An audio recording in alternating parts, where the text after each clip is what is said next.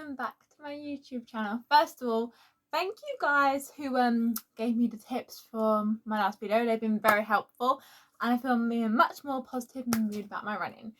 Now, before we get into this week's video, please comment down below if you want more videos like this or anything in general.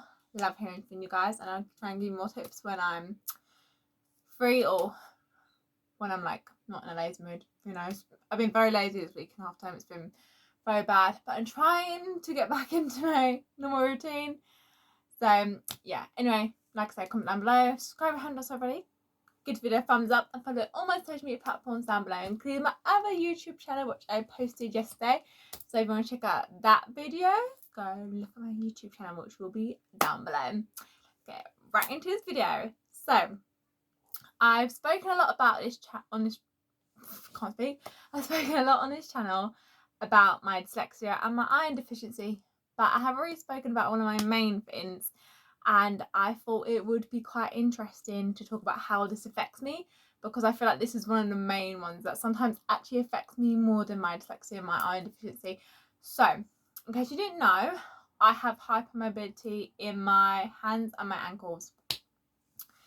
If some people don't know what that means, you may have to Google it, because I think pretty sure it'll be a better distraction, or watch my FMP, because I do talk about that in my documentary. That is in one of my videos. Go look at that. It's amazing.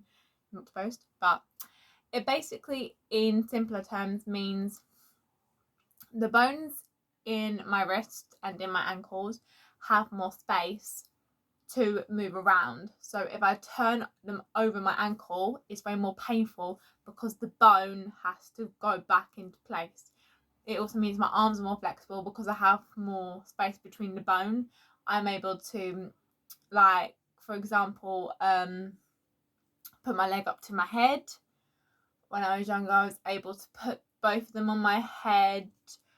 I was able to bend my back backwards. I can do this. Wait, turn it off. It goes like that, and I have to go like that and click it back into place, which is really uncomfortable. It's also why when I was younger I had to have a special pen to write with. But yeah, that's basically what hypermobility is. I feel like it's not as well publicised here. It's very publicised in America. That's why my mum learned a lot from it. I used to go to I think his name was, it was a psychologist or something, I can't remember. Don't know, he helped me with, like, he used to give me leg exercises to do and arm exercises. Like, I used to have to do this and this. So annoying, but like, it was trying to help. I basically got told, oh, as you get older, because your leg's stiff and everything's stiff as you get older, unfortunately, it'll eventually go away. I used to have to wear soles in my shoes and stuff, but that's basically what hypermobility is. This affects my running quite a lot, actually. When I used to swim, it used to affect me a lot, because the thing was, when you do that, my hand would like cramp up for some reason, and sometimes if I was concentrating, this is so funny, when I was concentrating, because it would cramp up so much because of my hypermobility, I would do this. So I'd be going like that through the water. It was so funny. My mum would be, because my mum could see it through the glass, and she'd be like, you did know you were doing breaststroke like this? And I was like, oh. When I ran, obviously you have to go like that anyway, so it's not a big deal, but when I was swimming, it was so funny because I used to just go like... I still laugh about that, honestly. There's actually a story time involving a bit more complicated story of that, but anyway, but yeah, my hand cramps up a lot.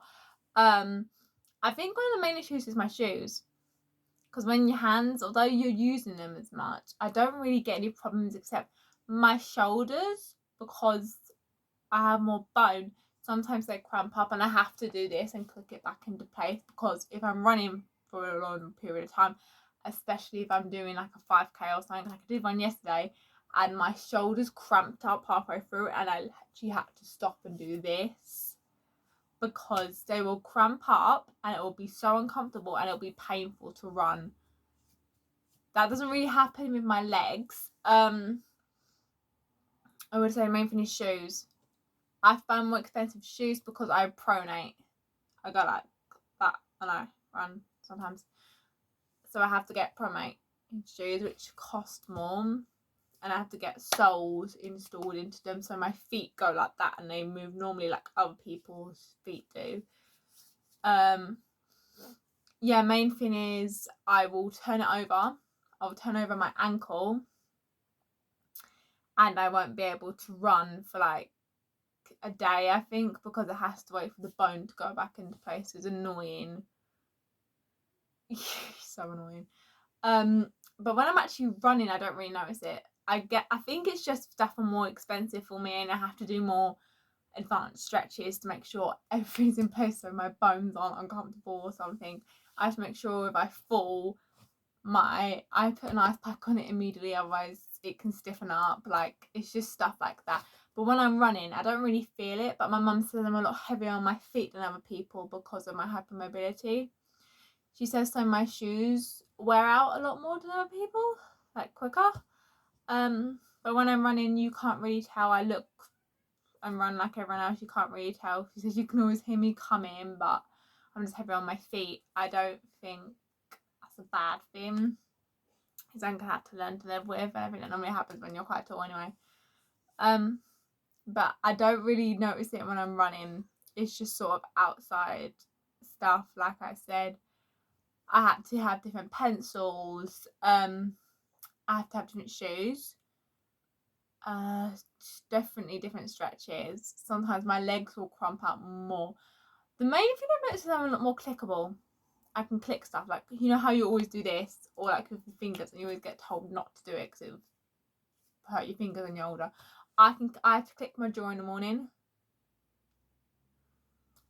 Yeah, I have to do that and click it. I can click my toes. I can click my rib cage. My knee bone actually clicked the other day and it scared me. That fully scared me. But generally, when I'm running, I don't really notice it. I think it's just stuff leading up to it. So, like I said, when I'm running, I feel normal. It's only if here's the main deal. If I have the right shoes, if my soles are in there, I have the right shoes, I've done all my stretches, and like I said, okay, I feel like I'm repeating myself a lot, but I'm just trying to make you understand. Basically, if I have right shoes, the soles are in there so my feet don't pronate when I'm running, and I've done all the right stretches to make sure my bones like are right and like I won't stiffen up or anything after I ran, then I generally do not notice it whatsoever. But if I've only got the right shoes and I haven't stretched, or like I'm late for a race and I haven't done the stretches I need to do, and like I've only done my shoes, I will notice I'm a lot more stiff when I'm running. Or if I've forgotten, if I have to run in like normal trainers, it used to happen all the time in PE, in FPA when I went, because I had to wear normal shoes. And if we do a running exercise, I would notice my legs used to go. Like I'd still be good and it'd be fine, but my legs would be a lot more painful after. Like I'd get quite bad cramps around here in my feet, which wasn't that nice. But I don't really notice it now because I think I've had it since I was born, and I've had it for so long. Like I'm 19 now. I think I know how to sort of live with it and do stuff to prevent it from it like being an inconvenience when I'm running. Me being able to run normally without feeling it, and only really feeling it up to running or after running. So yeah, I don't think it really affects me.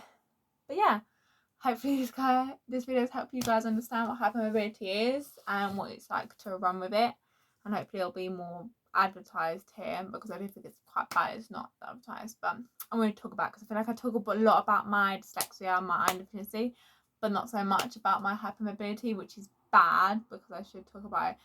Also as well, I don't really talk about my dyscalculia, that's because that's just like dyslexia and math. So yeah, Anyway, hope you guys enjoyed this video. Comment down below what more videos like this, and I'll see you guys next time. Bye!